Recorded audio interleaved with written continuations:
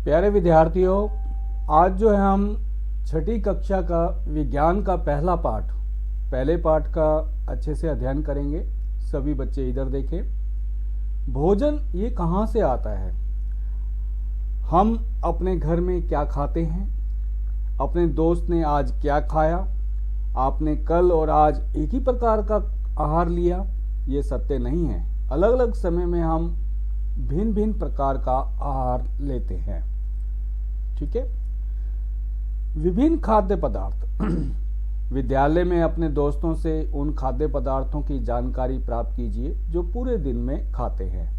यदि वह विभिन्न राज्यों के रहने वाले हों तो उनसे भी ये जानकारी प्राप्त करने का प्रयास कीजिए। अपनी नोटबुक में सारणी 1.1 की तरह यथासंभव अधिक से अधिक दोस्तों द्वारा खाए जाने वाले विभिन्न खाद्य पदार्थों की जानकारी प्राप्त कर सूचीबद्ध कीजिए। हम क्या खाते हैं?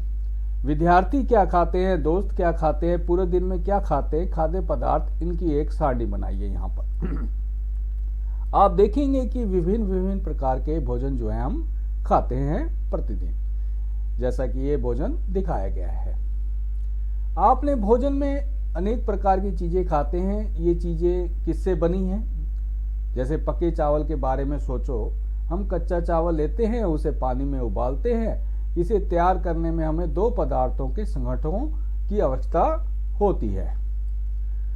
दूसरी ओर कुछ भोजन तैयार करने में हमें कई संगठकों की आवश्यकता होती है। यदि हम सब्जी बनाना चाहते हैं तो हमें अलग अलग कई प्रकार की कच्ची सब्जियां, जैसा कि नमक, मसाला, तेल की आवश्यकता होती है।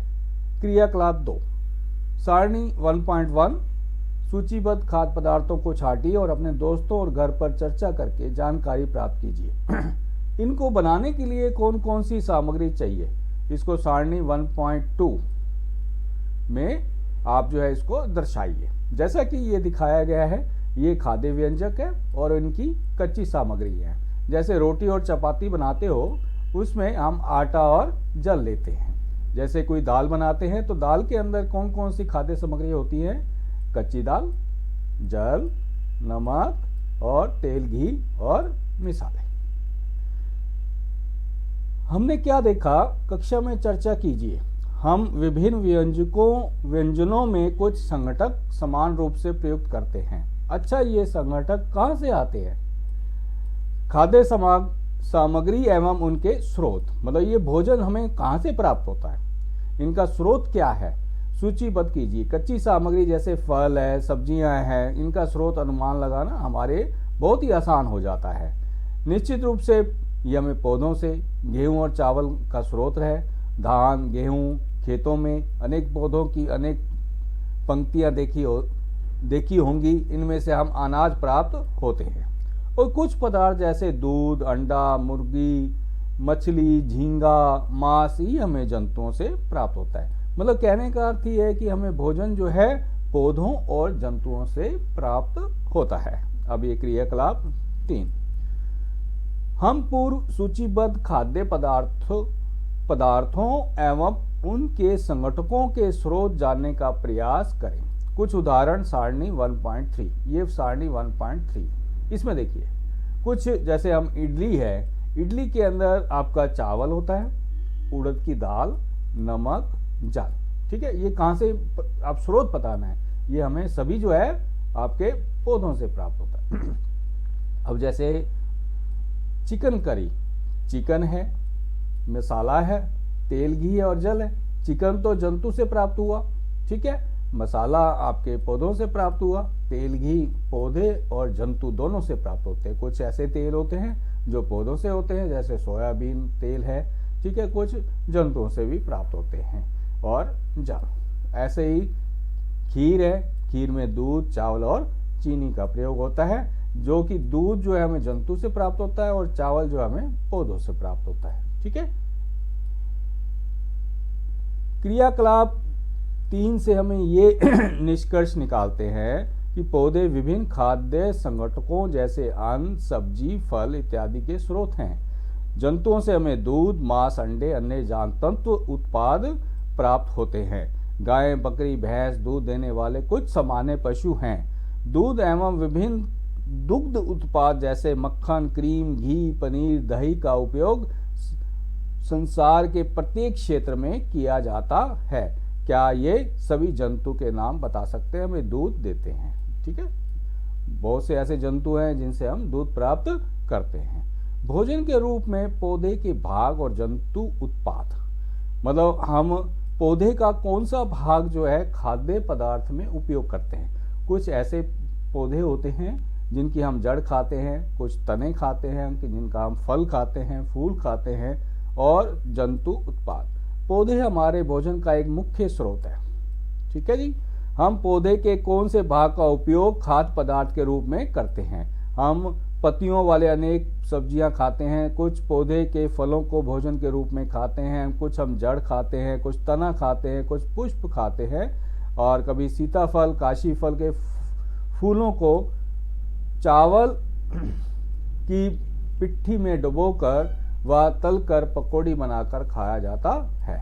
कुछ पौधों के 2 या 2 से अधिक भाग होते हैं खाने योग्य। कुछ ऐसे भी पौधे हैं जिनका हम 2 या 2 से अधिक खाते हैं, जैसे सरसों के बीज भी हम खाते हैं तेल के लिए, और इनके सरसों के पत्ते हम सरसों का साग बनाते हैं। ठीक है, तो ऐसे पालक के पत्ते हैं, पालक का पत्ता हम पत्ता खाते हैं, उसके अंदर ऐसे बहुत से हम नियमित पदार्थ हैं जिनके हम जो है पौधों के भागों को खाते हैं अपने भोजन के अंदर। ठीक है, ये अब क्रियाकलाप 4। सूचीबद्ध खाद्य इन संगठनों को छाटिए। मुख्य स्रोत पौधे हैं, ये पौधों के किन भागों से प्राप्त होते हैं। ठीक है, अब ये सारणी बनाइए। खाद्य पदार्थ के मुख्य स्रोत तथा जैसे बैंगन का भरता बनाना है, ठीक है, उसमें हमें बैंगन चाहिए, मिर्च मसाले के रूप में चाहिए। ठीक है, और बैंगन क्या है, बैंगन जो है वो फल है। इसी प्रकार तेल, मूंगफली, सरसों, सोयाबीन, ये सभी जो है आपके पौधे के क्या है, ये बीज है। इसी प्रकार ये सारणी आप बना सकते हैं। ये क्रियाकलाप 5 देखिए। क्रियाकलाप 5 के अंदर हम ये करते हैं कि मूंग और चने के कुछ सूखे बीज लेते हैं, इनको बीजों को जल से भरे एक पात्र में डाल दें, 1 दिन के लिए छोड़ दीजिए। अगले दिन जल को पूरी तरह निकालें और बीजों को गिलास में रहने दें। उन्हें एक गीले कपड़े में लपेट कर रख दीजिए। ठीक है, कुछ परिवर्तन देखते हैं। एक छोटी सी सफेद संरचना, ये बिल्कुल सफेद संरचना जो है इसके अंदर अंकुरित हो जाती है, जिसको अंकुरण बीज कहते हैं। ठीक है, ये देख पा रहे होंगे आप। ठीक है, क्या आप जानते हैं कि शहद कहाँ से आता है? शहद ये कैसे उत्पादित होता है? ये मधुमक्खियां का छत्ता है, ये मधुमक्खी का छत्ता देख रहे होंगे आप। ठीक है, और मधुमक्खियां भिनभिनाती हैं। मधुमक्खी फूलों से मकरंद, मीठे रस लेकर इसमें एकत्रित करती है, इसे अपने छत्ते में भंडारित करती हैं, और फूल और उनका मकरंद वर्ष के केवल कुछ समय में ही उपलब्ध होते हैं। अतः मधुमक्खियां इस मकरंद का भंडारण कर लेती हैं ताकि पूरे वर्ष इसका उपयोग किया जा सके। हमें ऐसे छत्तों में मधुमक्खियां द्वारा भंडारित भोजन का शहद के रूप में उपयोग करते हैं। जंतु क्या खाते हैं? जंतु क्या खाते हैं, सभी बच्चे इधर ध्यान देंगे। जंतु जो है आपके कुछ जैसे पालतू पशु हैं, जैसे कुत्ता, बिल्ली, भैंस या बकरी, ये पालते हैं हम। इसके अंदर हम देखिए आप पालतू जानवर क्या खाते हैं। जंतु आपने गिलहरी देखी होगी, कबूतर, छिपकली, ये छोटे छोटे कीट को खाती रहती है। ठीक है, और ये देखिए अब आपने क्रियाकलाप 6 करना है। क्रियाकलाप 6 के अंदर ये सारणी बनानी है जिसमें जंतु और उनका भोजन, जैसे भैंस है, भैंस आपकी घास, आप देखते होंगे घरों के अंदर भैंस घास, खली, भूसा, अनाज ये खाती हैं, और बिल्ली छोटे जंतु खा जाती है, पक्षी, दूध। ठीक है, ऐसे चूहा, शेर, ये सभी जो है आप इनके आगे लिख सकते हैं कि ये भोजन क्या खाती है। अब इन भोजन के वर्गीकरण करना है कि ये भोजन किस प्रकार का है, इनका वर्गीकरण हम कैसे कर सकते हैं। जैसा कि पहला है, कुछ जंतु सिर्फ पौधे खाते हैं, पादप खाते हैं, उनको तो हम कहते हैं शाकाहारी जंतु। मोस्ट इंपॉर्टेंट पॉइंट है। ठीक है, शाकाहारी जंतु। और कुछ ऐसे हैं जैसे शेर है, वो सिर्फ मांस ही खाता है। ठीक है, तो हम उसको कहेंगे मांसाहारी जंतु। और कुछ ऐसी जीव भी हैं जो दोनों खाती है, मतलब पौधे भी खाते हैं और जंतु भी खाते हैं, उनको कहते हैं सर्वाहारी जंतु। ठीक है, जैसे मनुष्य, जैसे इंसान। अब गायें जो है आपकी शाकाहारी है, शेर जो है वो मांसाहारी है, कौवा भी एक सर्वाहारी है, वो कीट पतंगे भी खाता है और बीज भी खाता है, तो मतलब पौधे भी खाता है और जंतु भी खाता है। ठीक है, ये क्लियर हो गया तीनों, ये मोस्ट इम्पोर्टेंट पॉइंट था। तो ऐसे जो है हम ये पार्ट जो है प्यारे बच्चों समाप्त हो गया है।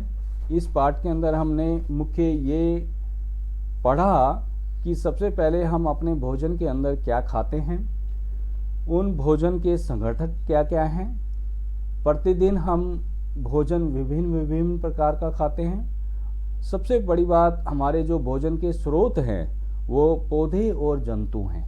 हम पौधों से भी भोजन लेते हैं और जंतु से भी भोजन लेते हैं।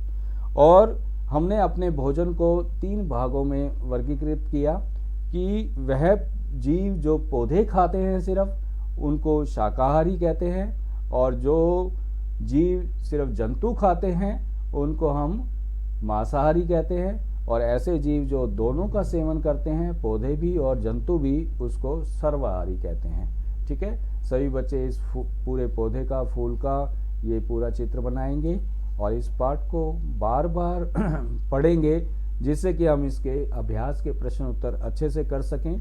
इस पाठ को ध्यान से समझें। ये हमारा छठी का पहला पाठ विज्ञान का, भोजन जो है ये कहाँ से आता है। Thank you for all.